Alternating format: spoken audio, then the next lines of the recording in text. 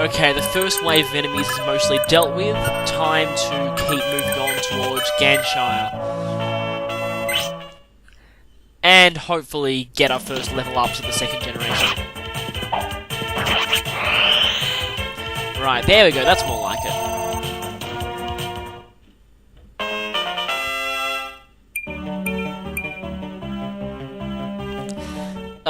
That wasn't the best, but still.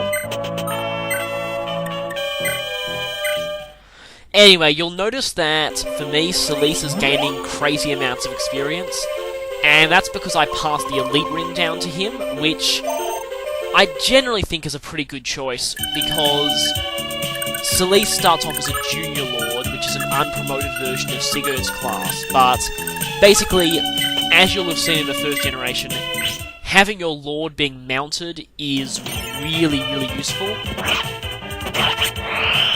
So, I recommend promoting him as soon as possible. Alright, another level up. Yes, he did in fact get a +2 to HP there.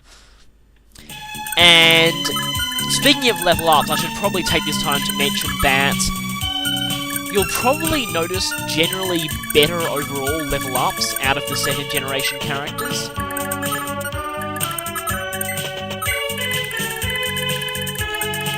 This is because since the calculations for it combines both the father and mother's growth rates, second generation characters tend to have better growths overall than the first generation ones. As a comparison, I may have said that in the first generation, having a 30% growth is kind of average, and you'll be lucky to have more than 50%. Generally, 50 is very good for a first generation character. In the second generation, however, I'd say 40 is about average, and growths higher than 50 are very, very common. In fact, with some of the Holy Blood combinations, you get characters who have growths that go well over 100%. Ow. Astra with a Silver Blade, that's pretty epic. Examples of over 100 growths are in an Ira and Holland pairing, Laksh and Sakasar's skill growths, and later on we'll be getting a certain character who has an incredibly overkill speed growth. I'll leave you to figure out who it is, it's pretty obvious. And also, good thing I passed the Libro staff down. Certainly comes in handy, although I'm mainly using it here because 1, I want more experience for Rana, and 2, I want to keep her next to Celise while still healing everyone else. Because, well, okay, I think I'll best explain later, but yes, pairings still exist in the second generation. Of course, you can't pair siblings. You can't take the incest in this game that far. Siblings are designed so that they have a love growth of -5%, which cancels out anything they could possibly gain. So yeah, that's impossible. However, you can pair cousins, and there are lots of potential cousin pairings. Of course, I find that thing kind of disturbing, so... Anyway, but I'll talk more on it later. The one thing you need to know, though, is that pairings in the second generation aren't nearly as important as those in the first generation. The only benefit is a minor stat boost in the final chapter.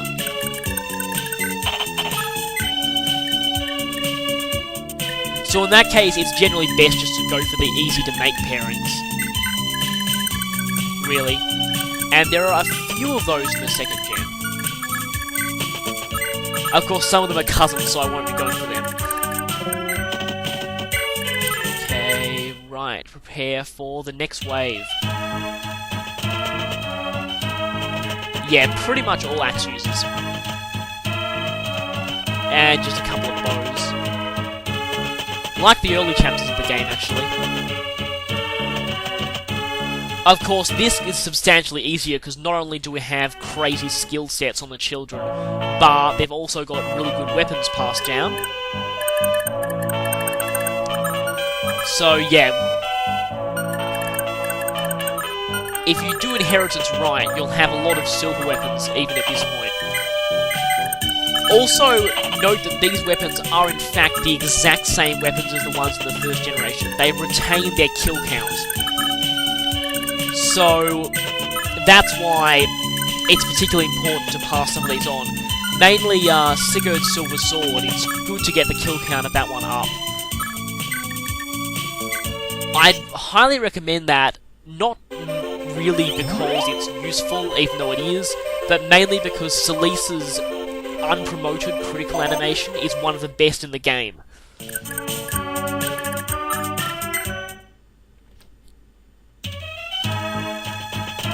I also try and get Laksh's Hero Sword to get some kills, for reasons I've already explained before. Right, now you're starting to dodge. Good. Unfortunately, he's not one-rounding things yet, but he will be eventually. Right, now I can finally... Yes, now that's much better. Shame he's not one-rounding things either. I'm too used to Laksh and Sakasar. They pretty much guaranteed to one-round anything, even at this point. Okay, that's a lot of axe users all clumped together there. Right, now I think that bandit starts moving once you get close to the castle. So we'll need to break through these guys quickly if we want to save that village.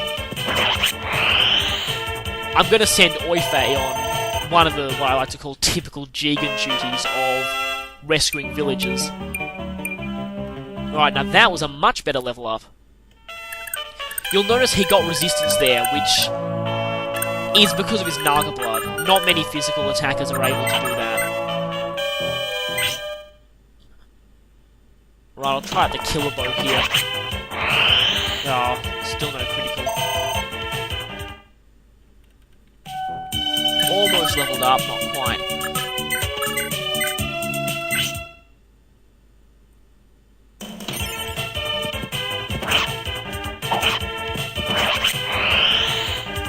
So yeah, basically these guys are mostly just free experience for the second generation characters, but I like to keep everyone evenly leveled up, although it is tempting to let Laksh and Sakasar hog everything. I want to get Celis lots of kills, and I'm trying to get some for Delmond and Lester as well.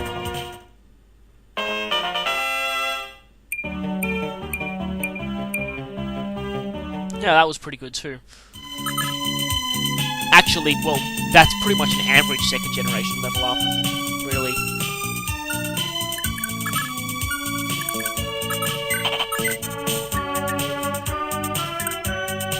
Now, one thing about Sakasar is, for some reason, in my playthrough, he's gained quite a bit of luck. And, well, I should probably explain that the starting stats of second-gen characters depend on the stats the first-generation characters had at the end of that one. Ooh, don't want Rana, sorry. Easy to confuse them. Lana is in fact the name of her substitute, who obviously I will not be getting.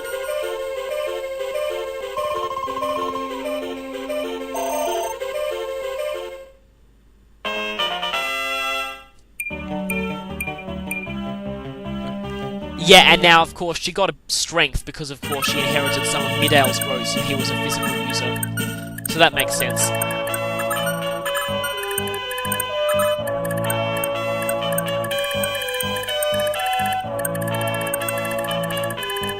Yeah, right, now I'm just preparing to send Oifei over here to get that. Yeah, he's got a javelin too, which is good, but javelins are incredibly heavy in this game. It's funny, I didn't think to comment on that at first, but that's mainly because I'm used to playing New Mystery of the Emblem, where weight has been actually removed completely. Which, I don't know, I mean, done right, I mean, personally, for me, I prefer the strength weight system, the one used in Path of Radiance and Radiant Dawn. I mean, it makes weight negligible at higher levels, but still, I kind of prefer that. I dislike the con system, mainly because it quite harshly punishes female characters, particularly female mages, They really, really don't like the con system. That's why I think it's a little unnecessary to punish them so harshly. But anyway, right. Hopefully that bandit will die soon.